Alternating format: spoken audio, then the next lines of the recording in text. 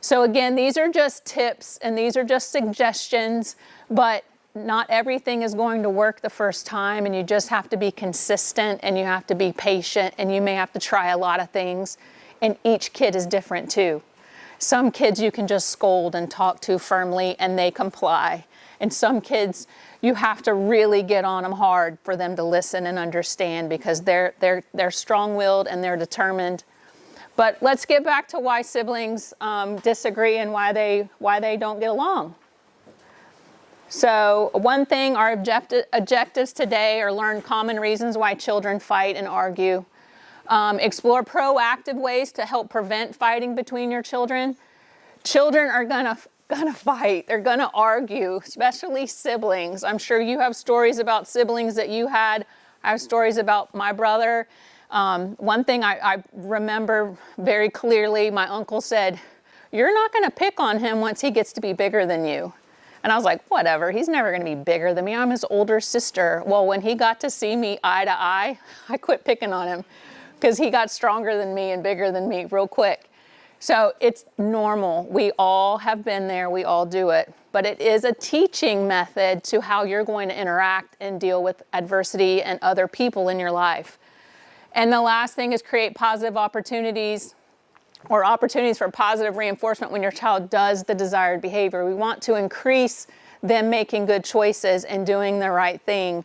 And we want to make a point to let them know that's what we want to see. We want to see more of that. So, and I had fun picking out pictures for this too. I thought that karate picture was good. All right, so why do kids fight? If you think about it, they are competing for your attention all the time. And they are competing for the same resources: the TV, the Xbox, the iPad, mom. Everything is, one or the other. I mean, they're always wanting something, and it's limited. And you think about being with someone all the time, riding in the car together, having dinner together, maybe even sharing the same bedroom. You're gonna have conflict. Just with the peak of the tides, you're going to be irritable, you're going to be tired, you're going to be hungry, you're just going to be tired of that person. So it's natural that there's going to be animosity at times. They're not always going to get along, and it doesn't necessarily mean that something's wrong. It's just normal that we're not always going to, get along. Here it says, kids are forced to live under the same roof and spend much of their free time together. Inevitably, they are competing for limited attention and resources. Who wouldn't get irritated in that situation at least once in a while? So they're only human, and they're little humans. So we have to teach them about patience, and we have to teach them about sharing and give them opportunities to make good choices. So things can escalate, and we sometimes think kids are fighting constantly, but we need to help teach them and give them opportunities to have some positive interactions and keep peace in our home. So to break the cycle, it says it's important to step back and get to the root of the conflict. Sometimes they're tired. Sometimes they just need a break from each other. Sometimes they just need maybe a nap or something to eat. But we do need to kind of step back. And one thing I've noticed, especially in families with lots of children, sometimes they just need time with mom or time with dad. They just need some one-on-one attention with that parent. And while you feel divided in 1,000 ways, sometimes just a small token of time with that child, maybe reading a book like Mr. Bott said they're working on with the 4-year-old groups, or cuddling and watching a movie together. I think of it like a bank account. You're depositing into their savings account of love and attention, and so they feel like their bank account is full. They've gotten some time with you. Maybe you took them fishing, or you went on a walk, or whatever.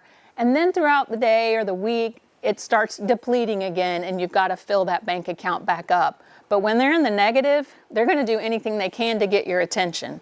And it could be making a mess or hitting their sister, because any attention is attention, whether it's negative or positive. So I think that's about it when they talk about why kids misbehave. And sometimes they can come out aggressively, but a lot of times it's just simply they want something. And when you think about being around someone all the time, they're the easiest target or the easiest one to be the one that you fuss with. But it doesn't mean you don't love them or you don't like them, but it's just you need a break. And for kids, it's the same thing. So one of the things the article suggested is, of course, letting them drink up that positive attention may help reduce the negative. And that's why I talked about putting into the bank account and depositing. And each kid is different. Some kids need more of your attention and more of your love than the other ones. Some may be real independent and just need a little check-in here and there. But try to catch them when they do the right thing. And that keeps us on our toes.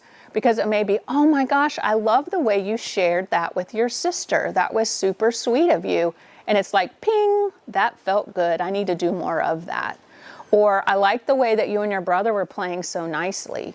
Again, you're giving them that positive attention and you're catching them being good, which is what they need to hear, instead of you always being the referee and saying, time out, you go to your room and you go to your room. I need a break because all you're doing is fussing and fighting.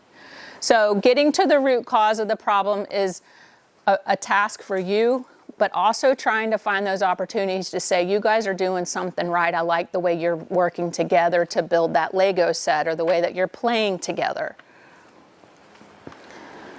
So coaching versus refereeing, I've probably touched on a lot of this stuff, but how to train and coach our kids. Let your child know to come and calmly let you know of things instead of retaliating. Sometimes they just want a tattletale because they want your attention, or they love to see their sibling get in trouble.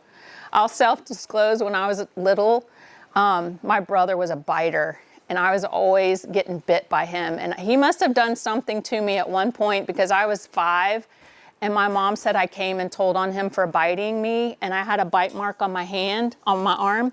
But unfortunately, I had a missing tooth. So I had bit my own arm, and my mom could see where the tooth was missing in the bite mark.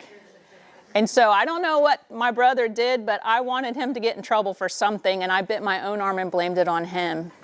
And my mom knew that it wasn't him. So kids do things. You've got to investigate sometimes, but we want our kids to report good things. We want our kids to come to us, and we're going to talk about that. Give us praise, give us a compliment. But we don't want to listen to tattletaling. And I have a lesson I've done with kids before about tattletaling is really just trying to get somebody in trouble. It's not really problem solving. And so I teach the kids what's a little problem and what's a big problem. And little problems are ones that kids can solve themselves. They can talk it out, they can share, they can walk away, they can do different things to try to resolve the situation. But when you go to an adult and you're tattletaling, you're really not trying to solve the problem. But I do tell the kids, if it's a big problem, like someone's burning, barfing, bleeding, or there's a bone sticking out, that's a big problem. Those are emergencies and we need to know about them. So I do, and I have taught classes about what's a little problem, what's a big problem, because there are a difference. And I want kids to problem solve, and I want them to learn how to get along with each other and not just tattletale all the time. So we don't want to encourage that.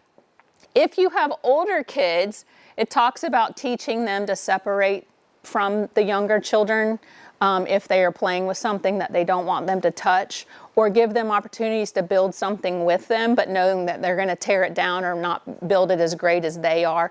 Maybe if it's a video game, letting them play something easy that's age appropriate. But those older kids, you can reason with them and rationalize with them of like, your brother just wants to be there with you. He just wants to be a cool kid and hang out with you and your friends. If you can let him hang out for just a few minutes and let him feel cool and important, then you guys can go do your own thing. But you can use older children to help too. So remove the source of conflict. And I thought this was interesting. I hadn't heard this before. So if they're fighting over something, immediately we take it away and say, okay, nobody's playing with this. Put it on top of the refrigerator, out of sight, out of mind. But it said in this article that you need to give them a chance to practice it appropriately. So even though you remove it, you give it back at some point and say, let's see if you guys can take turns and practice this or play with it the right way. Because things don't go away forever. Sometimes they come back, and you've got to learn how to interact, and you have to learn how to share and use it the right way. Some parents I know, I've heard strategies of, every even day you get to sit in the front seat. On the odd days, your brother gets to sit in the front seat. Because everybody fights for that front seat when you get older. What do they call it, shotgun? And sometimes I think Bot was telling a story about dishwashing and chores when he was younger and how his parents worked that routine out at home. Kids love consistency and routines. So if you have a timer, you can say, okay, you get to play with that for 2 minutes. When the timer goes off, you got to give it to your sister. So again, it takes a little proactive thinking and forethought on our parts as parents to be ahead of them and to have a routine and a schedule. And if there is something that's a source of conflict, you can take it away and say nobody gets it, but you've got to reintroduce it with a plan so that they know if we use it the right way, we both get to enjoy it, and maybe we get to share it for equal amounts of time. However, you've got to think ahead and be smarter than they are and not feel ganged up on. Again, timers or schedules are great for opportunities to show sharing and consistency. Even if it's a bedtime routine or morning routines, whatever it is to show organization and consistency. Kids are always going to say, well, that's not fair. Well, yes, it is, because look here, this is the routine and this is the schedule, and we have it. And again, praise and encourage their efforts when they're working together. Catch them sharing and being loving and being kind. And we're going to work on that through our lessons. We're actually giving each classroom a kindness box that has stickers in it and little treats. So not only am I expecting you guys to catch your kids being kind, but the teachers are going to be tasked with that over the next month when we do these lessons and hand them their box. When they catch a student being kind, they're supposed to stop and say, here, go in the kindness box, you get a sticker and you get a treat. And hopefully we'll keep providing that incentive, and it's going to feel good and they're going to keep doing it and motivate them. So being a coach is like being proactive and thinking ahead and working a plan out. Being a referee is just dealing with the issue at hand and reacting to everything. So I want you to be a little more proactive and ahead of your kids. So this is the part I thought was interesting. Tootling versus tattling. So tattling, we all know what that is. I'm not trying to solve a problem. I'm just trying to get somebody in trouble. I'm just telling you what the bad is so that they get punished or they get something taken away. So what I learned through this article is tootling is calling someone out for positive behavior. So this was a strategy they suggested to do at home. So you encourage your kids to come and tell you when there is sharing or kindness involved. So instead of them coming to tell on them for not letting you have a turn or doing something wrong, you reward them for telling you something good. So you make a deal out of it, a big positive reaction, and you can document the good deeds with a sticker chart or some kind of a penny jar reward. But it's like, is that a little problem or a big problem? Because if the kid says, well, it's a little problem because he won't let me have a turn, or because they said I was, used a bad word, well, you guys need to worry and fix that yourself. If I get involved, I'm taking it away for a while, and then I'm going to watch you get along and share it later. But let's positively reinforce the good behavior, and let's catch them doing good and have them come tell you about good things and make a big deal of it. Like, all right, I'm so glad. That's what I want. That's what I want. So tootling versus tattling. We want more tootling, less tattling. So anyway, when I mentioned earlier about fairness, life isn't fair. I think we can all vouch for that. There are things that have happened to us that were like, this isn't fair. I did everything right. I prepared, I planned, I studied, I was driving on my side of the road doing the speed limit, I wasn't on my phone, and I got hit. Sometimes things happen, and that is life. So you don't always need to explain or have an explanation for everything. Sometimes the answer is no. And I have my reasons as a parent why you can't go to that child's house. Maybe you don't need to know why I have my reasons, but just trust that I'm making a good decision as your parent. Sometimes you don't have to do that. Maybe they're too young to understand the explanation. Maybe you just have your own rationale for it. And then also, if it's a rule, it's the rule. One thing I've learned as a parent, if I say something or I don't want to say a threat, but if I say something is going to happen, I have to follow through with it. So be careful that your threats, like I'll use my mom as an example. I told the staff one time, my mom used to say, I'm going to rip your arm off and beat you with it. Well, we laughed because we're like, no, you're not. But, if you get to a point where you're really frustrated and you say, if you don't stop, I'm not taking you to grandma's this weekend. You can't take them to grandma's that weekend if they do what you told them not to do. Even though you made that comment, you have to mean what you say and say what you mean. So don't make empty threats or consequences or punishment and then give in. If they've had a bad day at school, reinforce that consequence at home. So they know that you and the teacher are together, and when you hear that they're not behaving well, they're going to have consequences at home. So that behavior, inappropriate behavior, is not tolerated anywhere. But when you catch them being good, or that teacher says, oh, Johnny had a great day today. He kept his hands to himself. He had a quiet voice. He walked in the hallways. He really did a great job. Celebrate that success so your child feels that reward and that positivity, even from a classroom to home and home to the classroom, so that as a partnership, we're all in it together. But again, if you have a rule in your house, stick to that rule. Be consistent so they always know. Now, in families where there's two parenting styles, there's a split household, you can't control what goes on at that other parent's house. I've been there. It's hard. But I would remind my kids when they came back, you're at my house now. Remember, we have a bedtime, we have a schedule, we have a routine. And even though it took some transitional time and I had to be a little patient with them, I at least verbally told them, hey, it's time for you to remember you're with me now and this is the way things are supposed to be. Because getting frustrated that things aren't the same and there's no bedtime, there's no bath, there's no organization, you can try till you're blue in the face, but you have to remember that you have no control over that other person's home.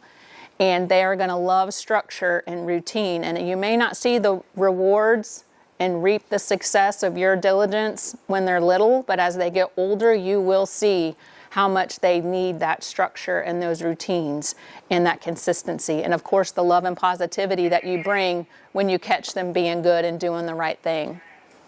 So I think I made this slide. May peace be with you. So I hope that this helps you with your parenting at home. I'm always here for you if you need me, with individual questions. It's not easy. It's not easy. And every one of you have different dynamics in your household. Maybe you're the disciplinarian and you're the one that always has to scold the kids. Or maybe you let somebody else do that. Maybe it's a grandparent. It's not easy. But all I can say is be firm, fair, and consistent. Recognize that they're little and they're learning, and the things that you put in place now are going to help them get along with others in the future, because people aren't going away. You have to learn how to relate and get along and be patient and be kind. But if we look through a kind lens and looking for good things around us, hopefully they'll find the positive and they'll be able to relate to people in a good way and know things to do. If they don't have good relationships at first and conflict, they can solve them peacefully.